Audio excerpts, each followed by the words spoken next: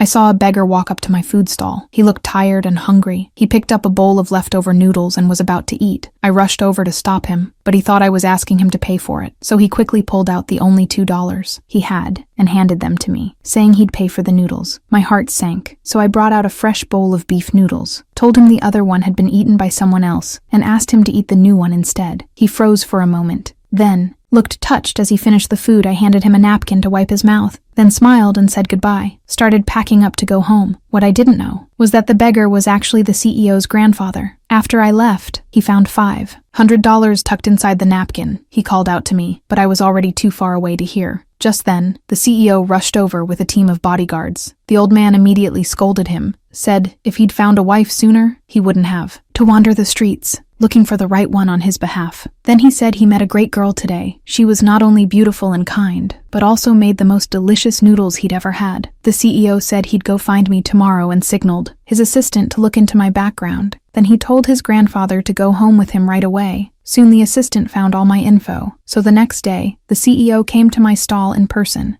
to thank me for helping his grandfather. He generously offered me a card with $1 million, but I quickly refused, saying my noodles weren't worth that much. As long as the old man was safe, that was enough for me. Then I turned around and got back to work, but I slipped and fell backwards. Luckily, the CEO caught me in time. Still, we both ended up falling to the ground and accidentally had a close moment. Feeling awkward, the CEO suddenly noticed a butterfly mark on my shoulder. He instantly remembered that night 7 years ago. Back then, he was poisoned and being hunted by enemies. He accidentally broke into a room and had no choice but to use me as an antidote once he came to his senses. He was sure I was the one who had saved him. Now that we'd met again, he saw a little girl by my side and started to suspect she was his daughter, so he asked how old she was. The girl was about to say 6, but I quickly cut her off, smiled, and said 8, then hurried to pack up and leave. I was scared he'd find out the truth, but he didn't give up. He secretly took a strand of her hair for a DNA test. What he didn't know was that I already had a fiancé, because he stayed home to take care of the kid. Our family relied on my stall to survive. One day our relocation compensation came through. I told my fiancé the good news. With our savings, we could finally buy a big house in the city. He hugged me excitedly, said our daughter, and I could finally live a good life. I believed him, not knowing the calculation behind his eyes. At the same time, the CEO got all the details about my life, found out how hard I'd worked all these years, and that I was about to buy a house and throw a housewarming party. So he told his assistant to prepare a generous gift, said he would personally come to celebrate. He even secretly promoted my fiancé, made him the deputy factory director. My fiancé was thrilled when he found out. He rushed to tell me, and said that during the housewarming party, he would announce to everyone that he had a great wife and was now the deputy factory